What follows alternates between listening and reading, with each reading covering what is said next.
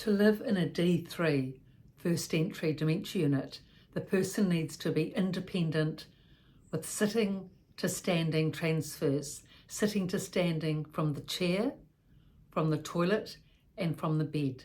The person needs to be independent with these transfers because the staffing ratio in dementia units is different to that in a hospital.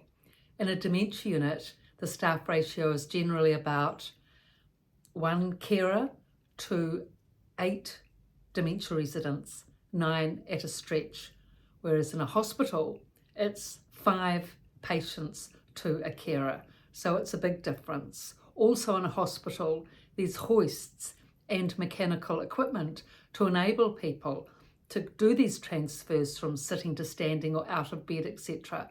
But in a dementia unit, there's not. So in this way, it needs to be realised that the person in the dementia unit needs to have strong upper legs, at least enough to be able to stand up. And as these quadriceps muscles at the top of the leg weaken with age, there needs to be extra effort put into strengthening these muscles to be able to maintain the strength enough to be able to stand. It actually takes quite a bit of strength to stand up from sitting, especially with weaker muscles. From 65 on, these muscles weaken. And unless you specifically strengthen them and exercise them, quadriceps muscles can weaken quite quickly.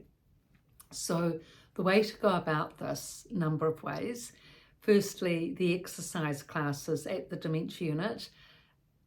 In New Zealand anyway, there are exercise classes for the dementia residents twice a day, 7 days a week, which is quite an incredible amount of exercise. So they get like 20 minutes exercises in the morning, 20 minutes in the afternoon. And a lot of this involves upper leg, upper thigh, quadriceps leg strength. So that's always a great thing to go to the exercise classes to keep this strength going in the upper legs. Now, another way as a relative to be able to keep your relative residents' legs strong enough to be able to do these transfers is practice with steps and stairs.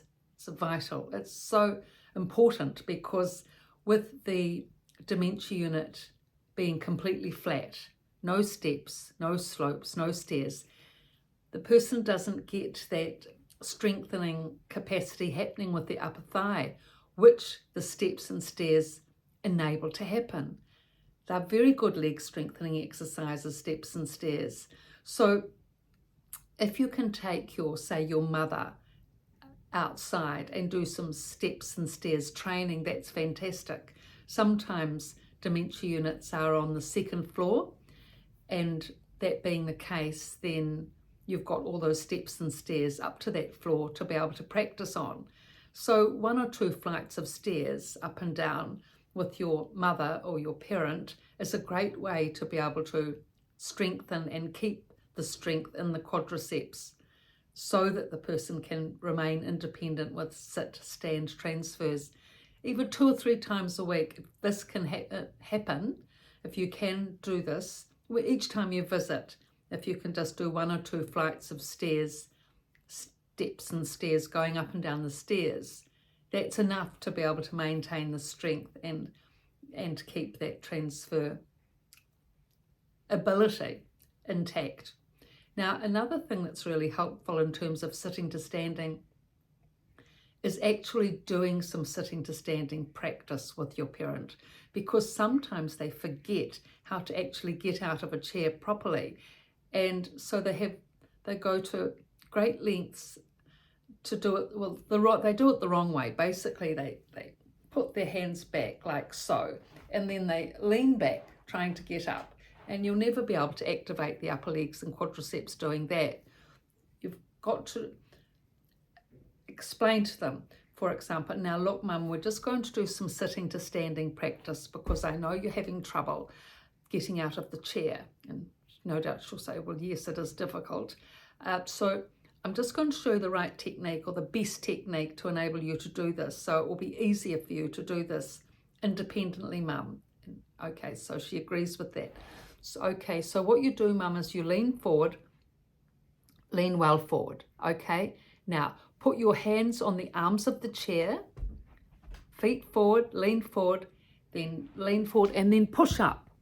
Push your hands into the arms of the chair and push your feet into the ground and straighten your knees.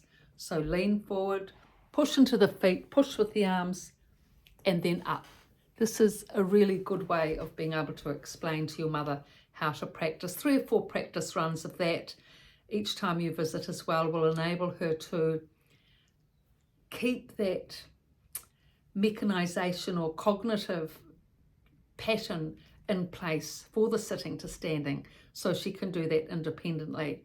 So all these exercises and more, techniques and exercises and knowledge, information, and insights are in these 2 books, The Resident's Voice and The Resident's Rise, especially for these exercises and the epilogues at the back of Resident's Rise in particular. I've done a lot of techniques there for relatives to be able to help dementia residents in these facilities.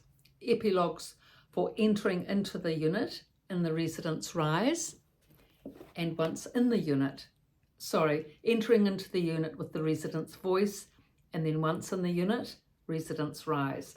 So thank you for your looks and your likes, and these books are on Amazon and the description below my website.